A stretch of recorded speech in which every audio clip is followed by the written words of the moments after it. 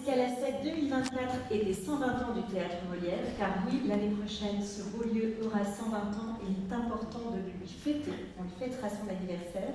Nous sommes très heureux d'accueillir ce nouveau projet porté par François Morel et sa belle équipe. On retrouve ici Antoine Salaire, Gérard Mordillard, Romain Lemire, Amos Ma et Muriel Gastebois. Ils vont transformer le plateau de Molière en bateau et s'emparer du répertoire des chansons de marins, tandis que nous suivons la trace d'Yves-Marie de Guilvinec, disparu en mer en 1900, auteur méconnu tardi, natif de Tribani, et chante oublié de la Cancalaise.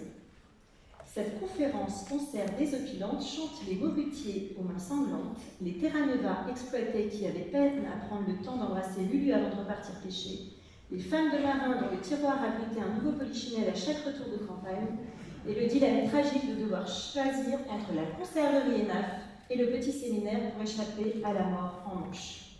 Hommage vibrant à tous les prolétaires de Bretagne et d'ailleurs, il restaure l'honneur de ceux qui depuis toujours se crèvent la paillasse à traquer le mulet pendant que les bourgeois s'encanaillent à régater sous les embruns.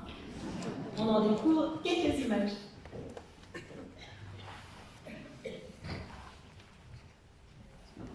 Marie-Jeannick, elle est venue. Des picodelles, j'en avais plus.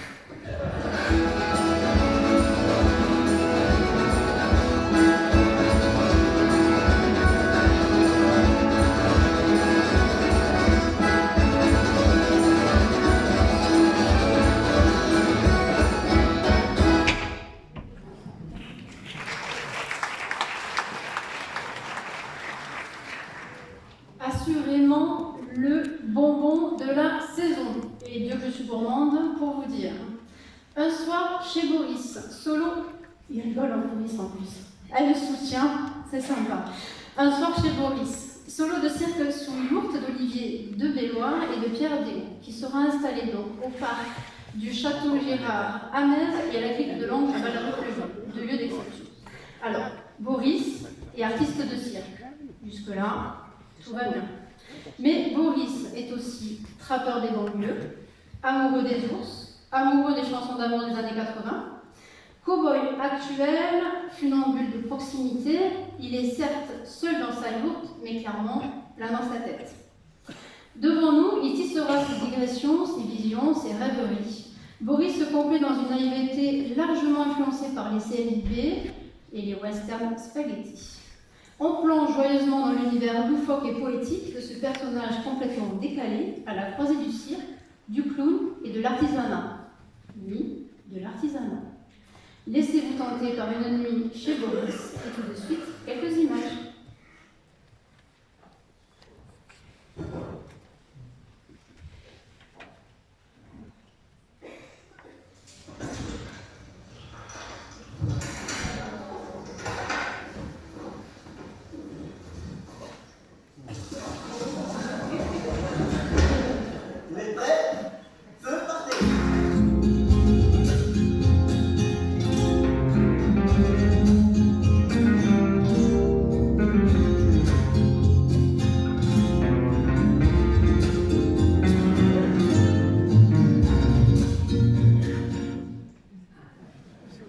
Mais oui, on peut applaudir Boris, on peut applaudir Boris.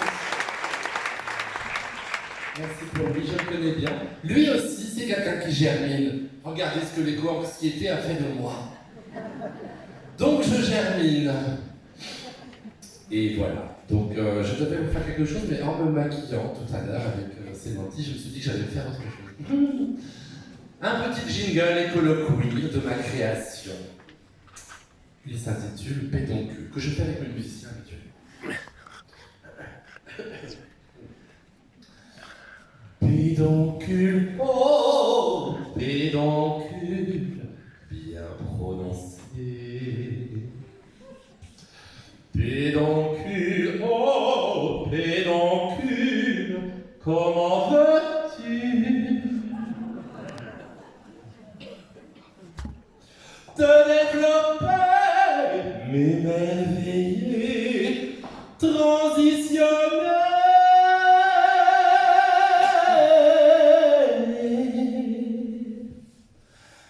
Pédoncule, oh, pédoncule. bien prononcé. Namasté. Du bruit pour Patachkoun, s'il vous plaît.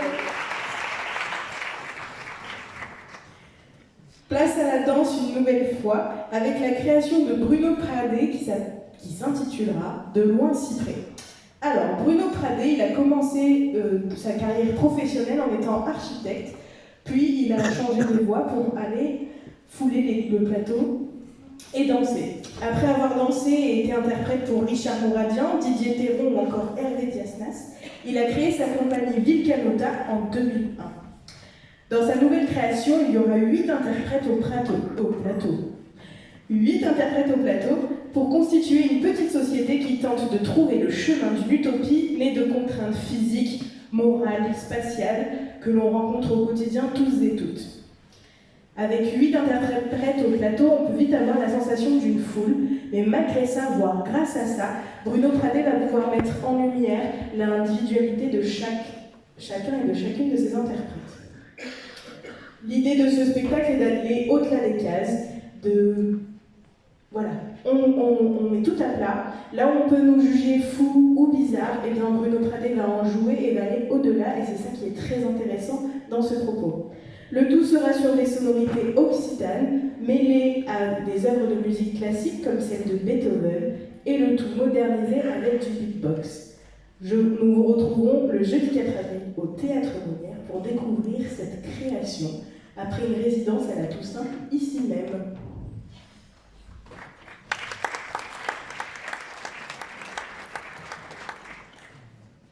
Nous changeons de discipline avec les Gros Patines Bien, que nous accueillerons en avril prochain dans nos murs. Sur scène, des cartons et un duo de comédiens assez particulier. Olivier Martin-Salvant et Pierre Guillois sont partis d'un concept un peu fou, prendre des bouts de carton comme décors, avec comme seule indication un mot. Autour de ce dispositif simple, ils ont imaginé une intrigue loufoque et décousue d'un personnage anglo-saxon au langage peu reconnaissable, à la recherche de sa sirène bien-aimée. Les comédiens associent humour et poésie avec une énergie remarquable. Pierre Guillois va soutenir Olivier Martin-Salvant dans son aventure pour un grand voyage autour du monde en devenant son régisseur plateau. Ce cabaret de carton a reçu un Molière en 2022 et vous offre une petite bulle de bonne humeur, d'énergie, de partage et de rire garanti. Je vous laisse découvrir quelques extraits de cette petite pépite.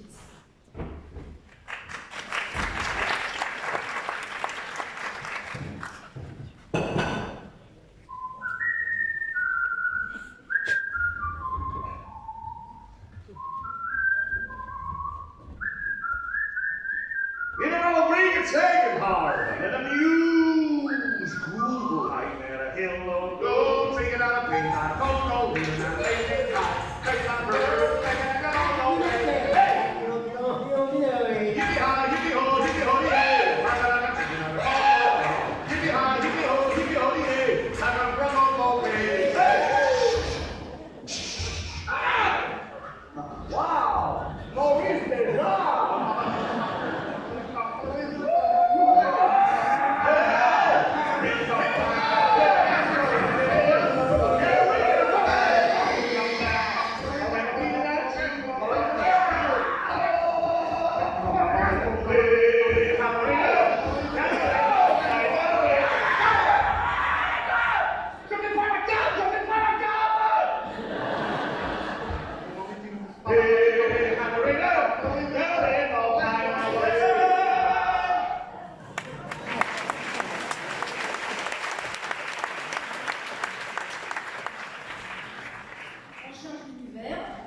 Et si je n'avais jamais rencontré Jacques Higelin?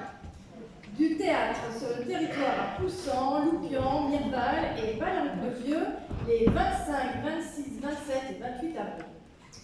Alors, comme le dit le comédien lui-même, il y a des rencontres qui changent une vie. Dans son cas, précisément, ce sera l'écoute d'un disque de Jacques Higelin dans la chambre d'une fille dans les années 70. Pour lui, ce sera une véritable révélation. Il a 15 ans, vit dans un bled paumé et zone avec une bande de punk. Il va tout quitter, s'entoure d'une nouvelle bande d'amis avec qui, pendant près de 10 ans, il assistera à plus de 300 concerts d'Higelin.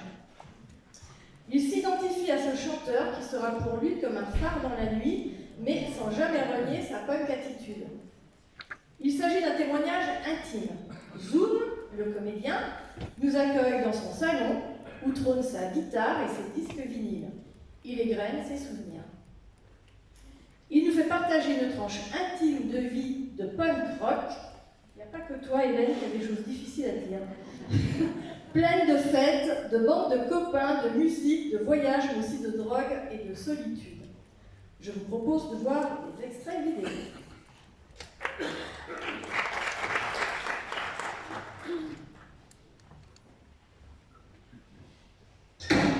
Je viens de rencontrer Jacques Higelin, et je ne sais pas encore, mais j'en prends pour perpète. C'est la première fois que tu vois un concert, quand ton frère la gueule. À 15 ans, tu découvres tout en même temps. Le rock, la poésie, l'humour, l'amour, la rage, ça va trop vite. Moi j'ai vu mes parents passer leur vie des menottes, et personne ne m'avait dit qu'on pouvait vivre là, comme Jacques. Décembre 80, on débarque à Mogador. Higelin, au sommet, la voix cassée de la première chanson, et qui doit faire de 10 minutes, accompagné du meilleur moment que j'ai jamais eu. Historique, liquide. Regarde Jacques, je t'ai même pas demandé comment on faisait pour être Higelin. Irradié.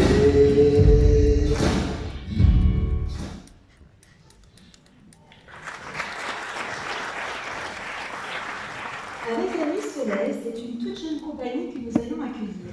La compagnie Les Palpitantes, emmenée par Mélissa Zenner.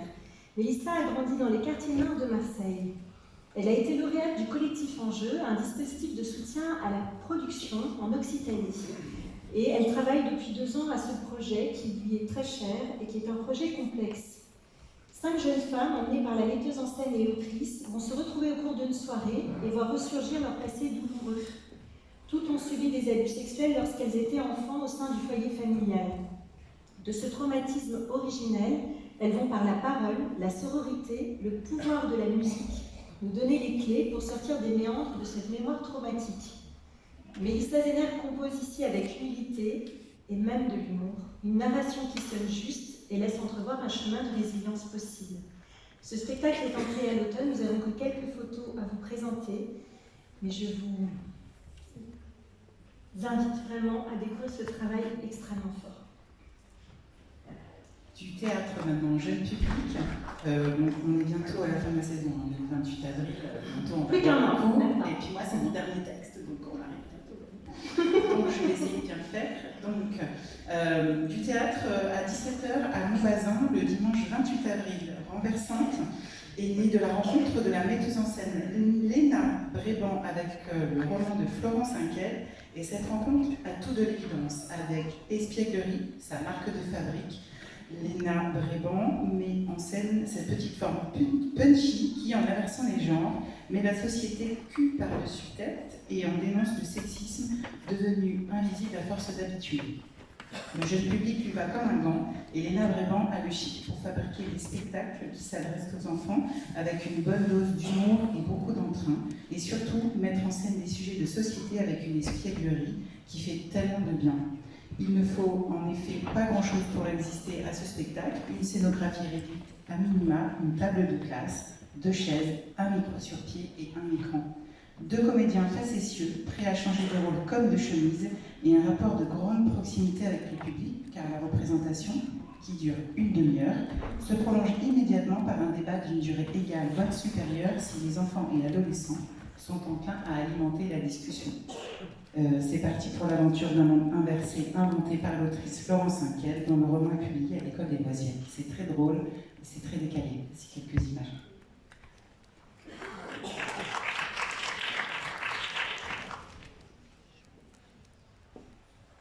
Regarde-moi, touche-moi, possède-moi. En que genre, il vous adore. Mais enfin, les enfants, ça ne vous choque pas? Cette image de l'homme à longueur de journée? Ce n'est pas normal. Notre père est antisexiste. Ça veut dire qu'il se révolte contre ce qu'il appelle la domination féminine. Boulevard, Marie, Curie, et plein d'autres noms de femmes qu'on ne connaît pas. Les genres sont interdits à l'école. La surveillante, elle a un genre, elle Oui, bah il est plus long que le vôtre, et puis vous savez bien que montrer ses jambes pour un garçon, c'est pas pareil que pour une fille. Trop couvert, pas assez couvert, au final, c'est toujours incorrect. Non, je suis désolé, je comprends pas. C'est pour ça que plus tard, quand je serai présidente de la République, je ferai tout ce que je peux pour que notre société devienne vraiment égalitaire.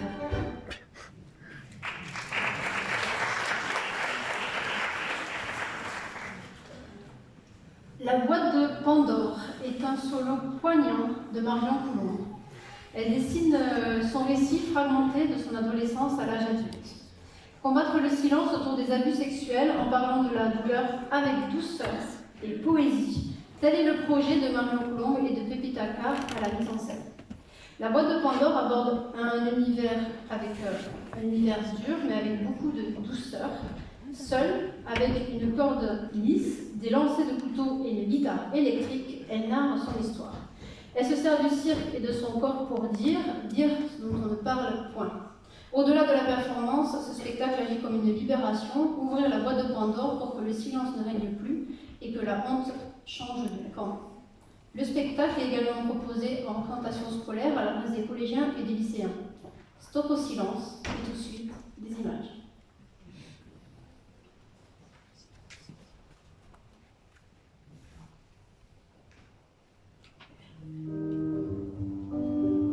There are lows, the lies are raging, false and troubled. This voice calls me on the time. He's in my house, I always want to. While there is no one else, no one.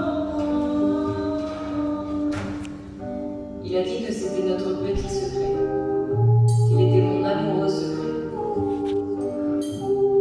Je n'ai jamais dit que c'était ce que je voulais.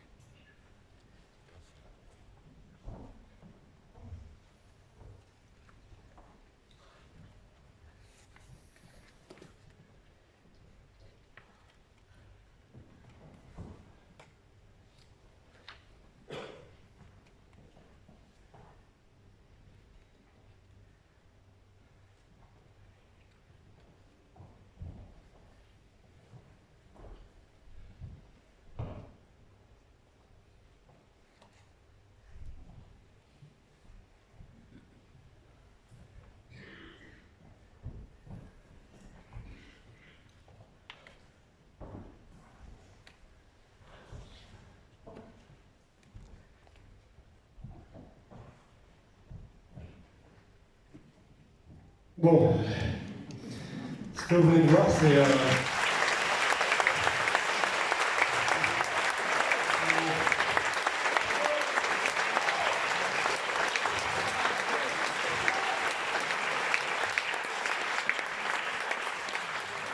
C'est un petit extrait d'interlude. Alors, interlude, c'est la première création de Marécage.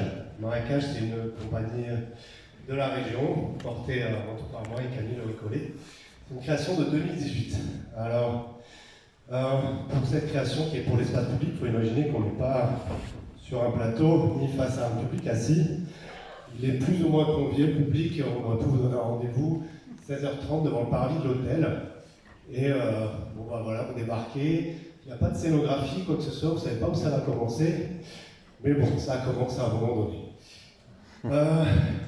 C'est une pièce pour cette interview-là, sur laquelle on s'appelait sur la relation à l'autre, le fait de se porter, se supporter, de se soutenir, qui sont plein de verbes qui ont des doubles sens, figuré et propre. Donc au sens figuré, bah, se soutenir les uns les autres, avoir besoin d'être porté, supporté.